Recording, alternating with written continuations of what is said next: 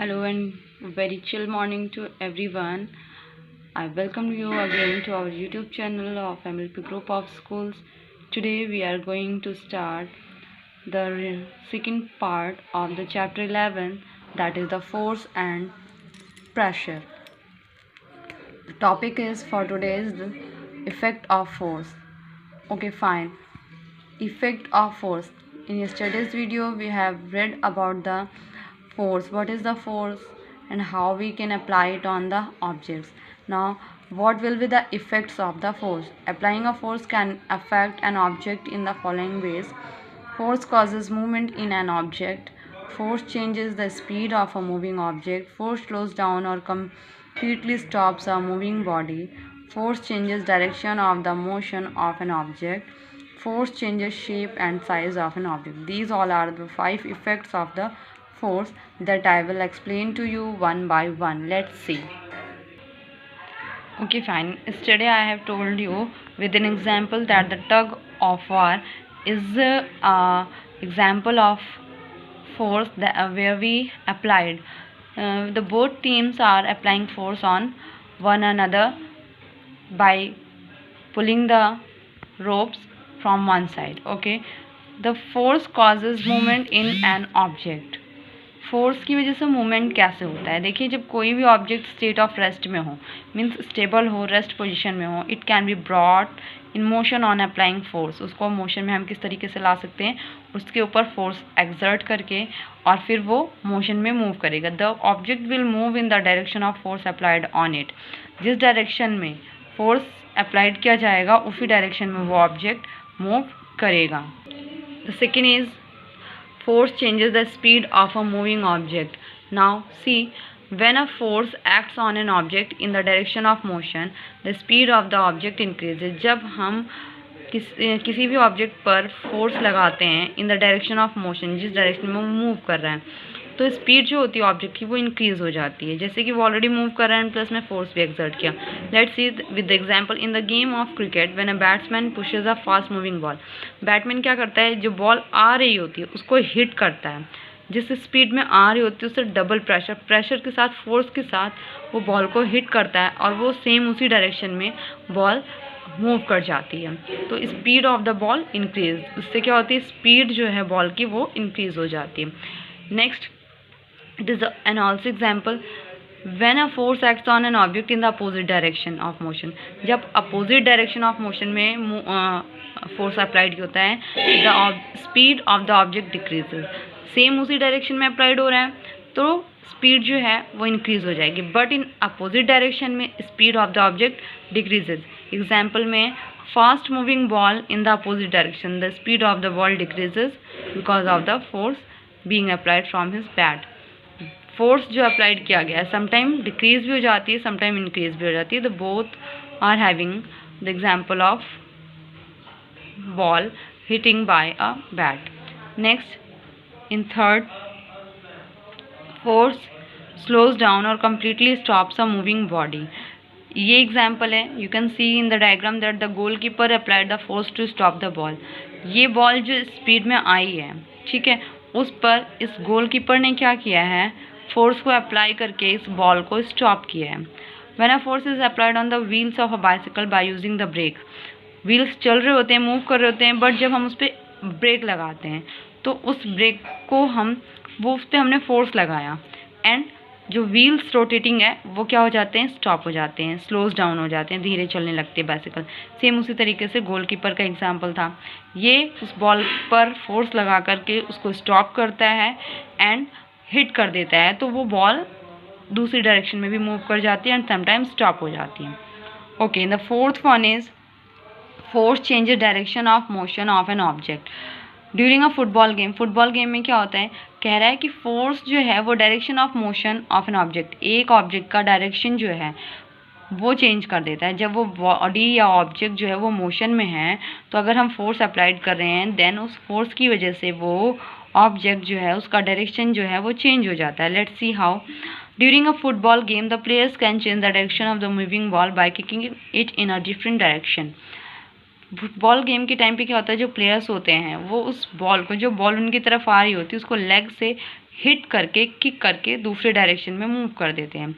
Same उसी तरीके से rotating steering wheel of a car की जो स्टीयरिंग होती है उसकी वजह से हम जब उसको रोटेट करते हैं तो जो स्पीड में गाड़ी जा रही होती है, हमारी कार जा रही होती है, वो स्लो डाउन हो जाती है, दूसरे डायरेक्शन में भी मूव हो जाती है। और turning the handle bars of a bicycle from left to right can change the direction of the vehicles. There are 2-3 examples given for this statement. One is fifth, force changes shape and size of an object. It is, you can see a lots and lots of example of this. आपने देखा होगा kitchens में आपकी जो mother's हैं वो क्या बनाती हैं, डो बनाती हैं, ठीक है। उस डो को वो क्या करती हैं, फ्लैट बोर्ड पे रखती हैं, उसको प्रेस करती हैं, ठीक है, रोलिंग पिन से, जो बेलन होता है उससे प्रेस करती हैं और वो डो का जो शेप है वो चेंज हो जाता है। सेम उसी तरीके से रबर बैंड होता है, उसको हम स्ट्रेच करते हैं, फोर्स लगाते हैं, उसको स्ट्रेच करते हैं तो वो दोनों तरफ से स्ट्रेच होता है और वो फैलने लगता है। इस तरीके से फोर्स अप्लाइड करने के बाद वो स्ट्रेच हो जाता है। So these are the examples of the force और these are the statement which affect the force. Okay, only you have to write these statement in your notebook. There is no need to write the book content in your notebook. Okay, now the next topic is types of forces. Now what are the types of forces? There are two types of forces. Forces are classified into two categories: the contact forces and non-contact forces. Contact forces include the muscular force, frictional force, and non-contact force include gravitational force, electrostatic force, magnetic force. We will read or discuss in our in our upcoming videos and one by one. Let's have a look on the contact force. What are the contact force? Contact forces are those which act only when the object are in a physical contact.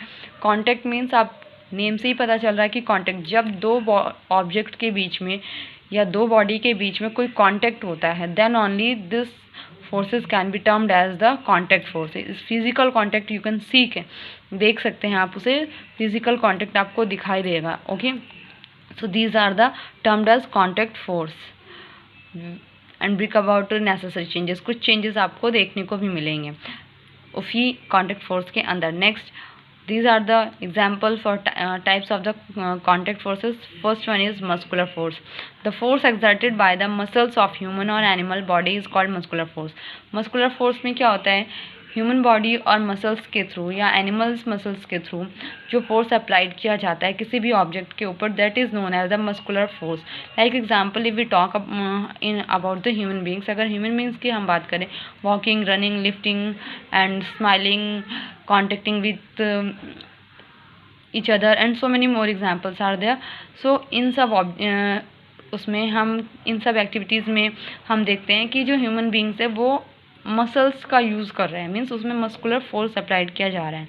So these are the termed as muscular force. In animals अगर हम बात करें, they pull the cart, ploughing के लिए use होते हैं, carrying heavy load, so many more are work done by the animals. So these are count in the muscular force. इसमें भी एनिमल्स की मसल्स का यूज़ किया जाता है। Next, have a look on the frictional force. When an object is sliding or rolling, a force comes in contact between two surfaces. It tries to stop the object. Frictional force में, frictional आपको friction, रगड़, वैसे तो इसका meaning होता है कि रगड़ने की वजह से जो फोर्स कैसे होता है। लेट्स हैव अ लुक कि जो ऑब्जेक्ट्स होते हैं, suppose that this is the smooth surface, इस पर मैंने इस पेन को रोल किया तो ये इजीली मूव कर रहे हैं। वाई? बिकॉज द इस पेन के बीच में एंड इस पेपर के बीच में जो कांटेक्ट है वो क्या है, फ्रिक्शनल फोर्स का, बहुत ही स्मूथ है।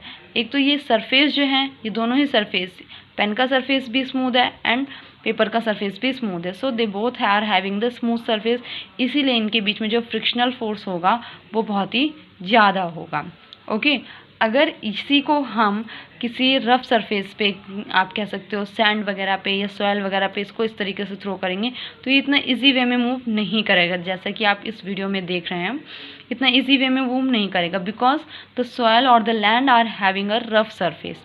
ओके, इन दोनों के बीच में जो फोर्स वर्क कर रहा है, दैट इज़, आप उसको फ्रिक्शनल फोर्स कह सकते हैं। A force comes in contact between two surface, it tries to stop the object. Frictional force से क्या होता है कि वो ऑब्जेक्ट को स्टॉप करता है, बिकॉज उसमें रफ सरफेस होता है। Okay, acts along the two surface in contact, जैसे टू सरफेस टू ऑब्जेक्ट्स के सरफेस के बीच का जो कांटेक्ट हो रहा होता है उसे हम फ्रिक्शनल फोर्स बोलते हैं।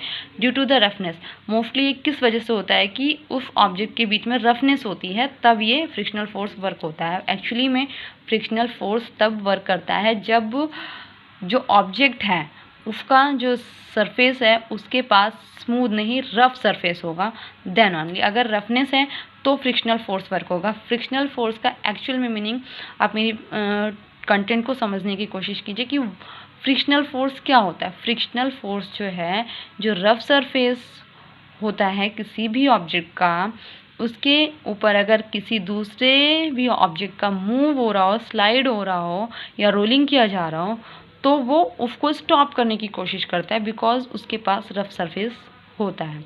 तो smooth surface exert lesser pressure. जो स्मूथ सरफेस है इसमें प्रेशर की ज़रूरत नहीं है, सॉरी फोर्स की ज़रूरत नहीं है, ये अपने आप इजीली मूव कर रहे हैं। बट जो रफ सरफेस है उसमें हमें ज़्यादा फोर्स की नीड होगी बिकॉज उसको हमें प्रेस करना पड़ेगा, फोर्स एक्सर्ट करना पड़ेगा मूव करने के लिए। इसमें मूव करने के लिए फोर्स की नीड नहीं है, देखिए एकदम इजीली मूव कर रहा है। Okay, now you have to do a long question 2 in your fair notebook, that is the uses of atmospheric pressure. This is the question and these are the answers that you have to write. You have to write all the 7.